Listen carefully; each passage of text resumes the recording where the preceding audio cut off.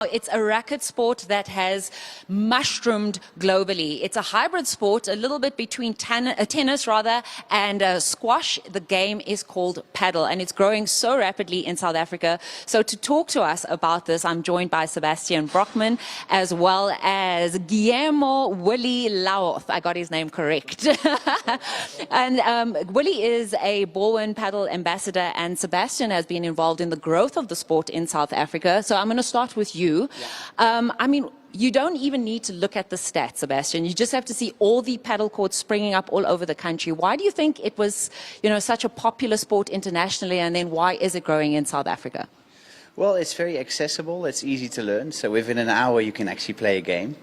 And it's for all ages. So, for example, I play with my daughter who's 6 years old and my dad who's 70. So, yeah, it's fantastic to see how it's growing, and we're loving it. And we love connecting and building communities via paddle. So it's been growing to the point where we've had our first FIP tournament in South Africa. And for those who don't know, it's the Federation International of Padel. How long was it in the making to get a FIP, a sanctioned tournament in South Africa? Yeah, we've been working on it for over a year, and really as a good network in the paddle space, being a three-time world champion. So yeah, we got this honor to host it last weekend. So it was from the 18th to the 20th of April at Baldwin Padel Taba in the south of Joburg. We had 22 teams, of which some were international players, so Spanish, Argentinian, Dutch, Italian, French. And yeah, and it was a huge success. There were a lot of people watching. We had a lot of sponsors attending. Yeah, it was fantastic. Incredible. Willie, you won that tournament. I feel like you had an unfair advantage there, being a three-time world paddle champion.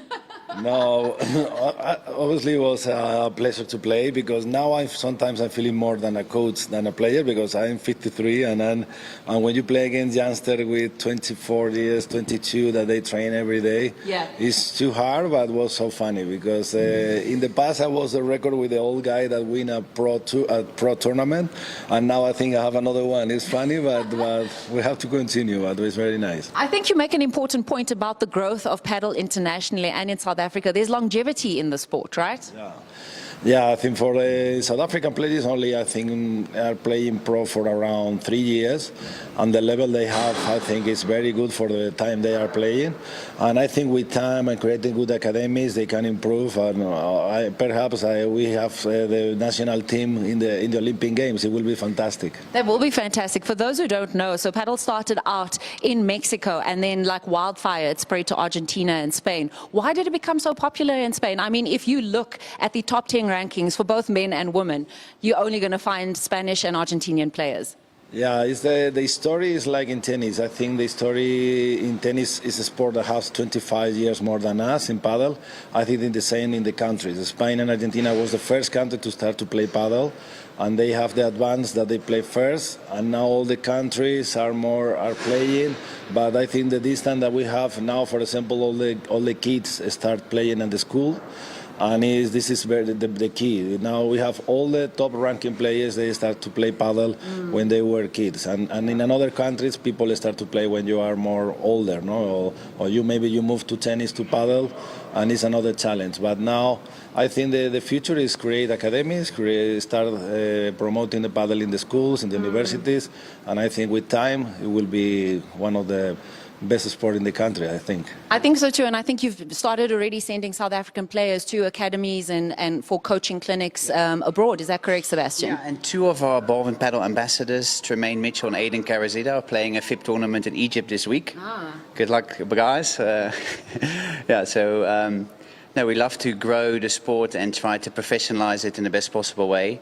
And yeah, he's a big part of it. With the growth of the sport has obviously come the construction of paddle courts, and that it's unique. Can you use tennis courts that are already in place? Because in Spain, for example, there are around 20,000 paddle courts in comparison to about 5,000 or 6,000 tennis courts. Can you repurpose tennis courts and convert them into paddle courts, or are you building from scratch? And that's why Baldwin obviously got involved. Yeah, so in the Netherlands, you see a lot of tennis courts are getting converted to paddle. And similar to in South Africa, actually. Well, as you can see today, it's been raining. Dutch weather. We would have been on the courts. We would have been on the court. So yeah, we want to build indoor facilities. So we're starting with premium indoor club at Munyaka in Waterfall, 5 indoor courts with from the Major Set brand. And the next one will be at Mooikloof in Pretoria. And we're building around 10 indoor clubs throughout the country. Okay. So yeah, we see a lot of people prefer to play indoors. Okay. And with our Johannesburg weather and with our South African weather, as Sebastian mentioned, it's rainy today. We would have liked to be on the courts. But before I let you go, let's talk about grassroots and development in South Africa. I mean, the average price for a game is around 400 Rand, and that's about 100 Rand per player. But the equipment's not exactly cheap. So what is being done to make sure that younger players in South Africa particularly can start playing the game? I think, for example, it's like true. All the sports start like elite sport that you think is only for rich people, but paddle is a cheap sport in the terms that you buy a racket that is cheap.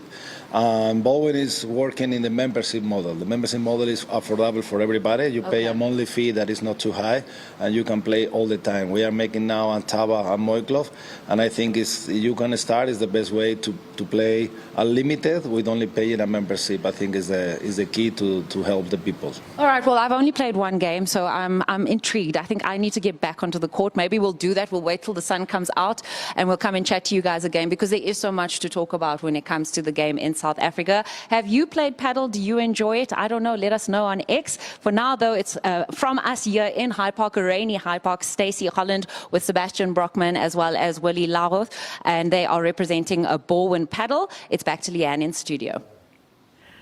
Stace, thanks so much to you and your guests. Oh, I can promise you it's a massive sport. Absolutely loving playing it. And I mean, I think what's so nice is it's accessible to people. It's not, tennis is a massive court, so when you compact it even more, it's open to everyone, and it's a nice family game as well. But I must say, and I was telling Sakina, it's becoming more and more technical and professional, and the competition is just getting higher and higher at the moment. But yeah, as we say, we'd love to hear from you. Are you a paddle freak? Are you enjoying it? Are you loving it? Talk to us about it.